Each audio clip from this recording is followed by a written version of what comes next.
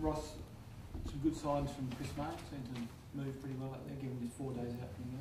Yeah, I spoke to Jason Webber and he's really confident that he'll come up, so we're excited about that. So Zach and Chris did what they needed to do today, and then they'll train fully in the next session and make themselves available. And obviously Chris would be automatic, and then we'd have to discuss Zach, the period of time out and the balance of the team. What about Rawson? Yeah, he had his back and finger, so he's got that he did bits and pieces as well, and then he would be up for selection as well. So you might have a few decisions to make. You forgot one reasonable one. Sorry? Nathan Fyfe's handy. But He's automatic, is he? You've declared it, haven't you? Yeah, I have. I've got to pass that with the rest of the match committee. So, and probably on Nathan, I've been thinking about it. We're excited to have him back, and I think it'll give us an emotional lift. But unfortunately, someone will go out of the team, so that's the downside to it. And but we've got to make sure we don't set expectations too high. He's missed 12 weeks. He's certainly fit and raring to go, but we just want him to come in and play a role and and reintroduce himself to the brutal business of AFL football. And there's no doubt. I think Port Adelaide have already made statements. It's going to be physical and. They're going to be after us and all those things, so that's fine. We're happy. I'm pretty confident that we'll turn up and roll up at Amy Stadium and we'll both get to work. So yeah. Does Nathan go straight back into the midfield, or do you look to him to play another role? Yeah, it's really good. We're having lots of discussions. He's played some great games forward. He can play on a wing. He's so flexible that I'm pretty sure we'll move him around, and he's one you want to be looking where he is a fair bit, and so we'll move him around. What sort of impact do you think he can have? Will he be at top level straight away? Look, he's very running fit and strong, but I think it's the unknown a little bit, and it's such a hard-edged competition that if you're off the pace a little bit, people who are in form can just drift out of form a little bit. So, I'm not expecting miracles, but he brings some ball winning and some midfield run to us and size. He's a big man as well, so that's quite. Then it becomes a weight of numbers. David Mundy's working into really good form. Stephen Hill's worked back quite well from injury. And then, in their absence, De Boer and Clancy Pearce and Tendai and those guys have really grown. So, we're starting, and Mick Barlow's coming to hand. So we're starting to get something that we feel in the midfield where we've been thin, start to challenge a little bit. To have Fyfe back this early before the finals, does that vindicate the decision to send him for surgery?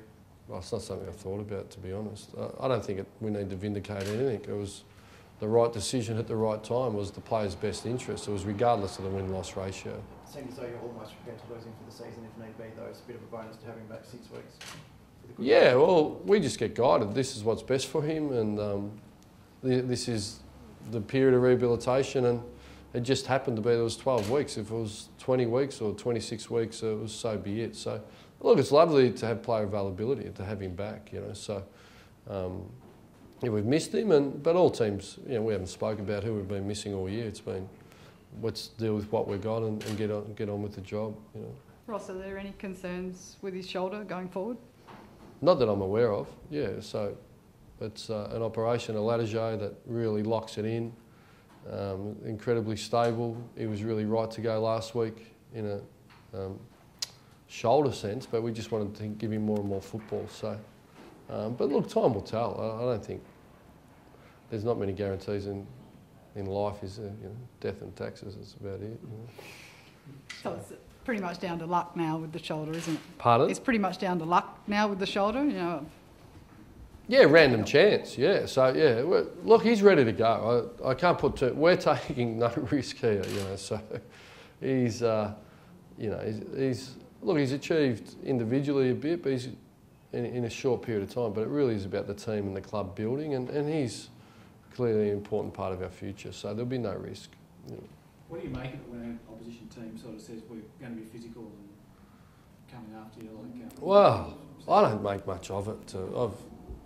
There's a lot of talk over the years, I would suggest that they'd play a physical game every week, wouldn't they? Port Adelaide, I'd be surprised if they weren't giving their best every week. That would surprise me.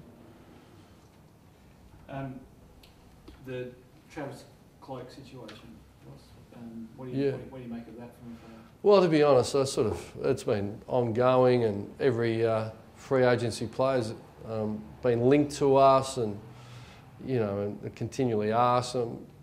really here to talk about the game, and I think what Collingwood do and they do with their players is irrelevant to me as coach of the Fremantle Football Club, and so I'm really here to talk about Fremantle players and the game at hand, because that's bigger picture, the free agency, and clearly, you know, Chris Bond and Brad Lloyd have a strategy and they're going about their business, and there's been a lot of talk about Travis Cloke, but nothing I can add to. And Wellingham, Ross, I think he was linked with you when you were at St Kilda. He's also been linked Was he? in the ball trade, I think. Oh, was he? Yeah. Oh, okay. He's now been linked with I'm unaware of that one. I'm unaware of that one. We weren't trading Luke Ball for anything, as evidenced by going in the pre-season draft. So, yeah, I heard it was mooted. I haven't read the papers. I heard. But I think, look, player managers are happy to link us and get leverage, and you know, West Coast is a pretty big club down the road, so I'm sure they're talking to a couple as well, but I don't hear that too much. You know.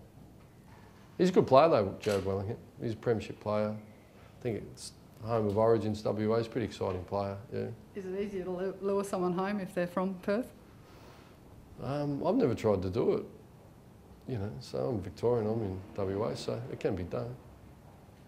Ross, you mentioned Fife maybe a variety of roles. Do you think he offers something in the longer term as a forward? He's a pretty big boy, he's a great mark. Yeah, look, he can. I think, you know, the prototype was James Hird, wasn't it? Like, started as a running centre-half forward and could go on ball and change games. So, as Brendan Goddard, you know, Brendan Goddard in midfield, throwing forward, kicks 5, put him behind the ball, he mops it up, and I'd like to think that Nathan can develop that versatility that Hird and Goddard have done. Yeah.